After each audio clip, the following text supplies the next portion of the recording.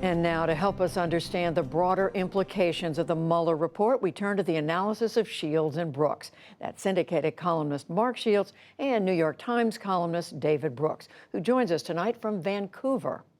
And hello to both of you. So the Mueller report is out, still generating a lot of controversy, as we heard a few minutes ago on the show. But Mark, I want to ask the two of you, what is your main takeaway from this? What is most important here?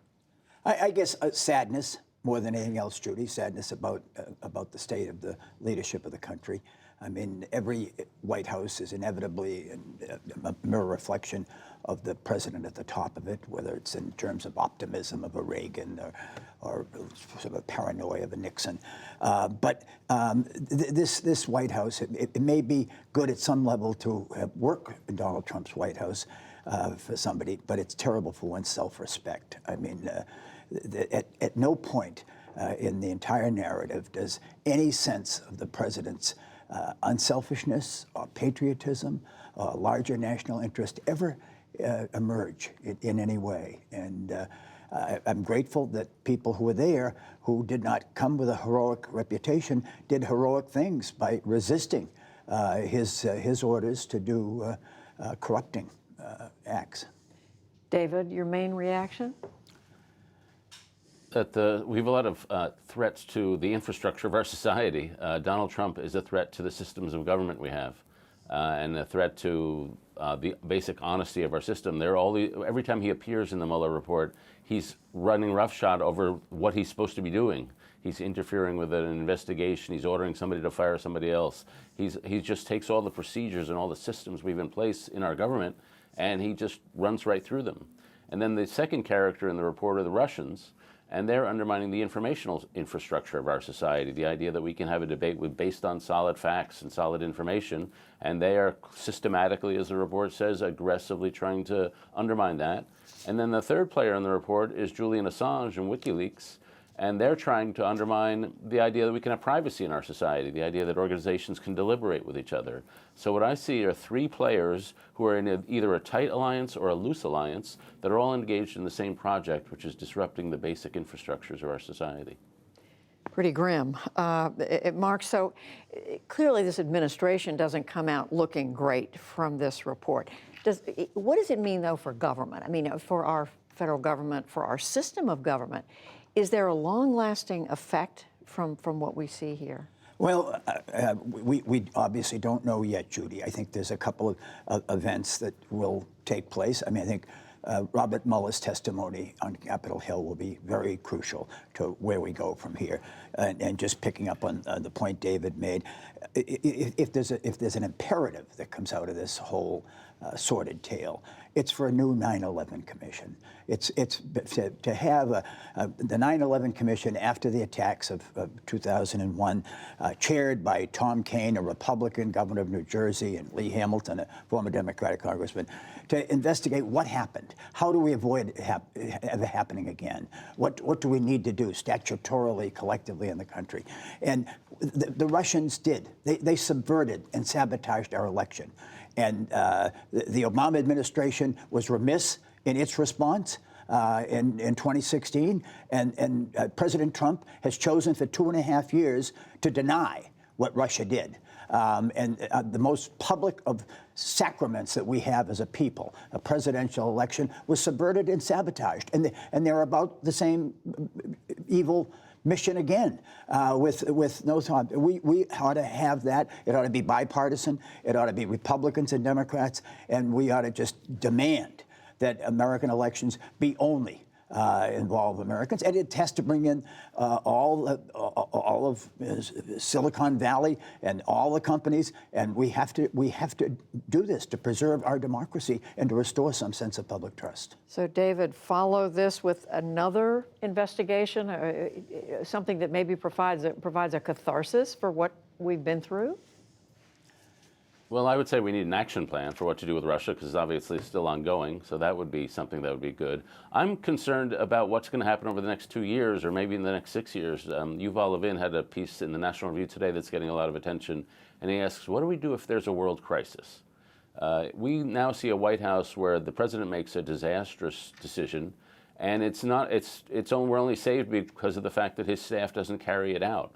But in moments of crisis where decisions have to be made in rapid fire, everything gets centralized in the Oval Office. And we've been very fortunate that we have not had that kind of crisis, but most presidencies have one or two or three. And what do we do when the centralization of power falls on a man who can't basically make sound decisions? Do we build an alternate structure around him? It's a scary prospect if there is some world instability that the leader of the free world has to do something about, and that's one of the effects of this report. Is that something we should be worried about? It is something we should be worried about, Judy, and not to go back to ancient history, which is my life, but I can recall when the Cuban Missile Crisis happened, and the President of the United States dispatched Dean Acheson, the former Secretary of State, to meet with Charles de Gaulle, the leader of France, to tell him about the presence of Soviet offensive missiles in Cuba, 90 miles from the United States. And what the president intended to do about it, and confronting Nikita Khrushchev. And Dean Acheson, when he went to see Charles de Gaulle, he explained this to him and offered to show him the photographic evidence that the president only had at his command, that President Kennedy had authorized him to do that. And Charles de Gaulle said, no, that's not necessary. All I need is the word of the President of the United States.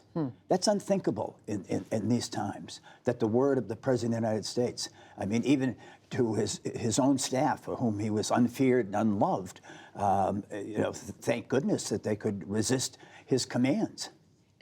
David, what about in the shorter term? You have Democrats saying not only they want to see the entire unredacted report, they want Robert Mueller to testify, they want to pursue this. There are some Democrats on the left end of the spectrum who are saying let's move toward impeachment. So far, the leadership of Democrats in Congress is resisting that. But what should we see Democrats doing right now? Yeah, I would say they should have Mueller testify. I think they should use the power they have of hearings to educate the voters. And whether that's Mueller testifying or getting more information out of the report, if that's necessary, though I hardly think it is, they should have that, and we could have hearings. I think it would be a gigantic mistake to do impeachment. I think it would be handing Donald Trump the kind of gift that he really likes, where he could set it up as the left versus right, rather than just what is Donald Trump's actual behavior. This is a case where I think we're voters, and voters should have the ultimate word here, and giving information to the voters about what's really happening is a good idea. Subverting the choice of the voters by taking into a legal process, I think it would be a mistake. Yeah, I mean, politics remains the art of the possible. There is, I have yet to see, other than Senator Romney today being quite critical of the president and his lack of truthfulness or honor is seen in the report. The Republicans have been mute. They have united behind him. To talk about impeachment, conviction would mean, what, 20 Republican senators in the United States Senate coming over. So I think it's unreal. But I do think that the Mueller testimony is important. I think that hearings should be conducted in specific areas, and public education is important. But I don't see impeachment right now as a plausible alternative. But David, if it's not about impeachment, is it just about educating people, as you just said? Well, Mueller in the report gave us a little roadmap. I mean, he was clearly disinclined to indict on the obstruction of justice charges, and he said I was collecting information for either future prosecutors or for members of Congress. So there is an open avenue if people want to seize that. I just hate the idea of conducting our politics always through scandal, always through the paradigm of Watergate, where we're going to bring down a president. Sometimes that's necessary, and it may be necessary in this case. This is, to me, a borderline case. I just think, A, it's not going to happen, and when we have our politics through the politics of scandal, we're not having a politics through the politics of issues. Are we, and Mark, what about that? And are we stronger as a country because we see in detail what happened throughout this move from the middle of the campaign year in 2016, or even before that, when the Russians started trying to interfere in the election, up through the end of Robert Mueller's investigation? Well, we're not stronger if we don't do anything about it. I mean, that's why I come back to, and I don't mean the 9/11 Commission or that reincarnation of that as just a feel-good. I mean, I think it's imperative that we confront. I mean, American elections are sacred. I mean, they are our sacred public institutions, and they were sabotaged, they were subverted, and this president has denied it.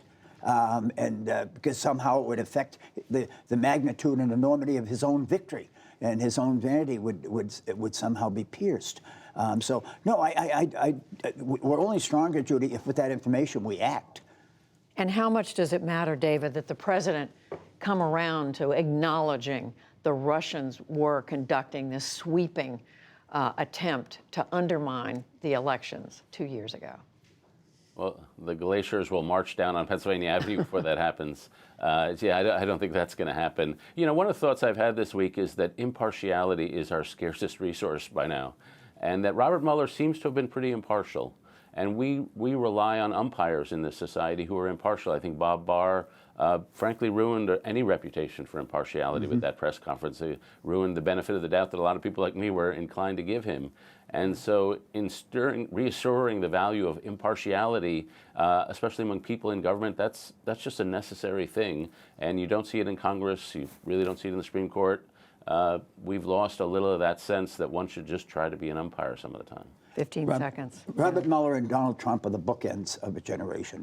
Born to privilege, private school education, Ivy League education, confronted the dilemma and the great tragedy of their generation, Vietnam and military service. One chose to go, was wounded, carried the wounds of battle with him, was a decorated veteran. The other, can't remember which foot, he had the bone spur on that prevented his serving. One devoted his life to public service, the other to the pursuit of private money. This is it. 58,220 Americans died in that war, and Donald Trump and Robert Mueller have been the addivars of it.